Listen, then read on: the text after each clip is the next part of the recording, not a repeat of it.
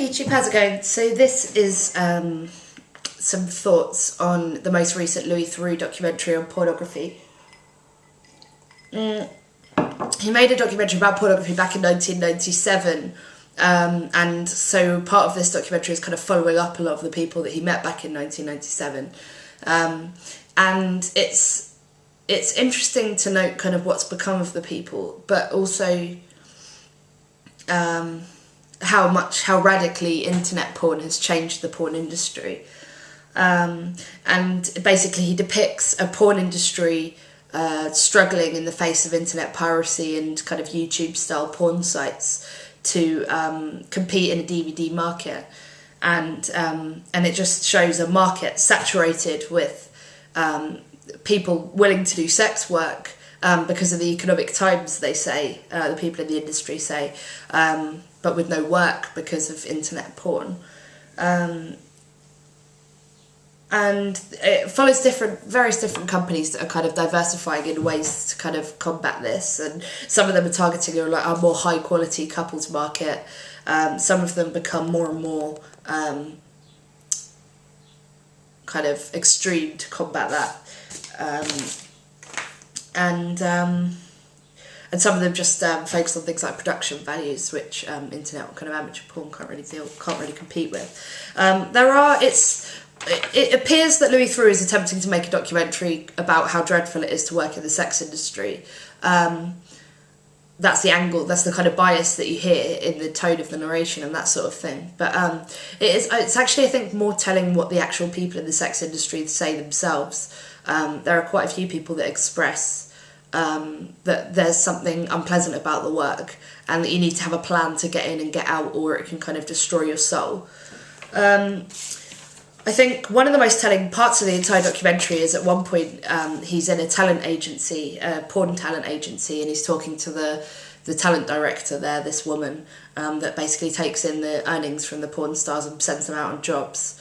And he asks her, do you have to give a kind of spiel as you're signing someone up about, the consequences, possible consequences in the future of doing porn, or, health risks? And she says, quote, no, I would talk 3/4 of the girls out of the business and we wouldn't be in business. It's not something that I would want for my child because it fucks with their heads.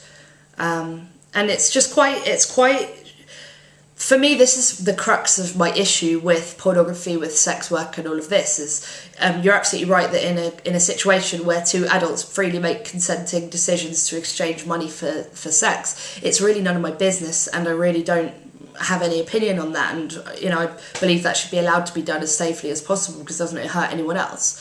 But it's this issue of free consent, and when she's saying, if 3/4 of the girls in my office knew what they were signing up for, they wouldn't do it and they'd turn around and they'd walk back out, that's absolutely an admission that these women aren't making a free consenting choice. Beyond, having a knowledge of what you're doing, because obviously you're walking into a porn agency, you know that you're signing up for pornography, but perhaps as a newcomer to the industry, you're not quite aware of the ins and outs and the potential risks and the potential long-term problems that come of being in pornography. And really, I think they should be legally, if it's legal to make porn, there should be legal requirement for anyone signing up for pornography to have read and understood some kind of warning. Surely we don't let other people make risks like signing up for a loan without reading basic advice, no? So I'd really like to see that kind of idea of consent tightened up. For me, another area in which the consent of people in pornography is really questionable are kind of more amateur sites, where a lot of the time, to my mind at least, it appears as though the woman doesn't necessarily know that it's going to be uploaded onto the internet, and that there seem to be some quite unethical power struggles going on in that area of amateur for sale pornography. I wonder if anyone else has noticed that.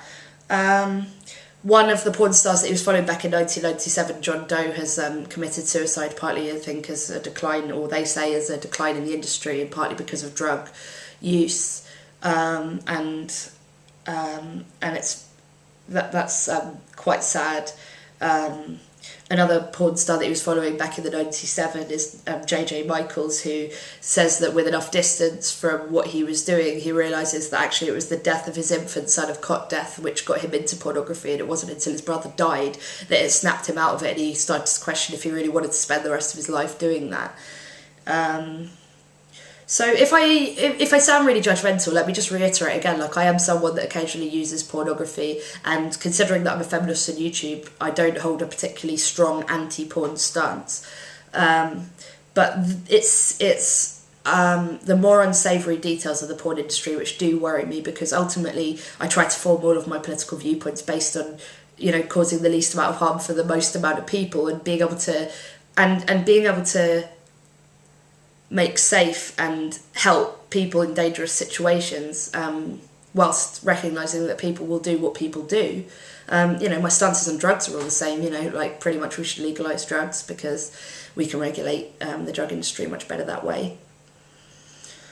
But I don't really want to get involved in the whole, pornography is unquestionably a legal activity. Producing pornography, making pornography, starring in pornography is and probably should be a legal activity.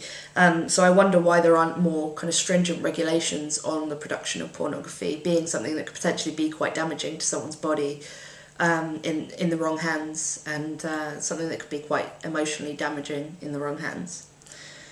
So throughout the documentary there's this kind of notion that, you've got to go in with a plan, you can't stay in forever. And, one guy he meets is studying directing and producing at LA Film School, and he asks him, do you think this is going to have any kind of effect on your future? This is Louis Theroux, the BBC documentarian, so he might know a thing about filmmaking. Kind of asks, do you think in the future this could affect your reputation starring in a porn film? It's like the second shoot he's ever been on. He says, he kind of like laughs it off, and he's like, no, I haven't really thought about it. And if there was no stigma, his reputation wouldn't be damaged by doing the porn. So really, it's not the fact that he's done the porn that will damage his future, could damage his future employability. It's the stigma around him having done porn. But also, when you're making a consenting decision to do porn, you are making a decision to do something which does hold a stigma. So I hope that doesn't have any kind of fallout for him later on.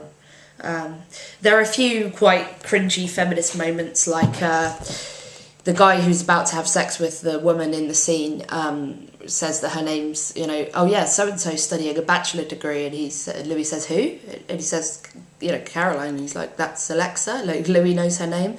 And he asks over to these other people, like, hey, what's her name? And, like, none of the guys that are just standing around smoking in the film crew know what her name is either, and it's kind of like, they're working together in a professional environment on a set, but no one has spoken to the woman and found out what her name is, despite the fact all the film crew know each other.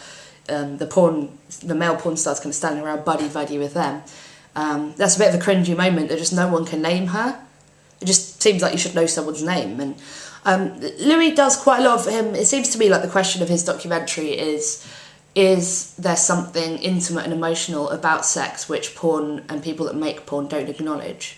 And so, he'll do quite a lot of asking, like, so do you feel like you've shared a moment and stuff up to the actors that have filmed the scene? And you'll get, he speaks to an older, more veteran director, Tommy Gunn, and Tommy Gunn says that he's absolutely there's an emotional thing to it that has a coarsening effect on the spirit over time, and that he's sacrificed, his personal relationships to work in the sex industry. And that he's, as he's getting older, he's starting to really kind of miss the idea of like a kind of someone that you love and you're intimately connected with. He paints quite a tragicomic image, and it's quite a nice depiction of him, I think. But one of the most cringeworthy moments for me is that there's this porn star actress. She's studying at UCLA, and she's studying women's studies, and she's the porn star. So I was thinking, like, cool, well, we've got someone in women's studies that's also a porn star, like, she must have a really interesting point of view. And she was like, oh, well, porn's the only industry where women get paid more than men, sort of thing.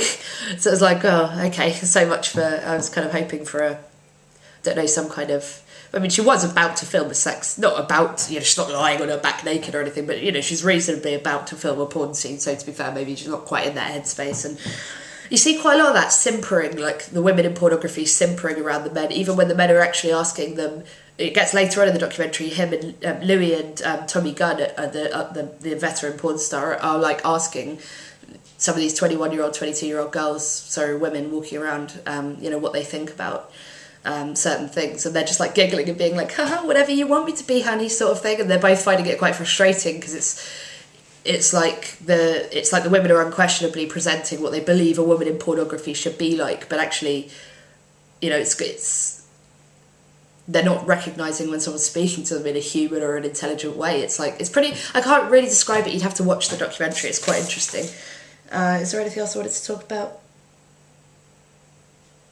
Yeah, I mean, I guess I'll leave you with Tommy Gunn's words, which is like, when Louis asks, like, so why do a lot of people, in pornography not acknowledge that there is something intimate about the sex act, and that over time that can take a toll, and he says, they don't want to show a human side, that there's some kind of an emotional thing there, and they don't want to appear to be vulnerable. He says everything you gain, you have to lose something. So I guess this is like, I suppose these are my thoughts from the other kind of angle on pornography. One angle, I'm like, hey, it's fine, and I like watching crass sex, and let's all enjoy pornography together. And I suppose my other angle is, but I really do have some kind of ethical, moral questions around particularly the production of pornography happening in a capitalist economy, and the issue of consent, really, and ownership.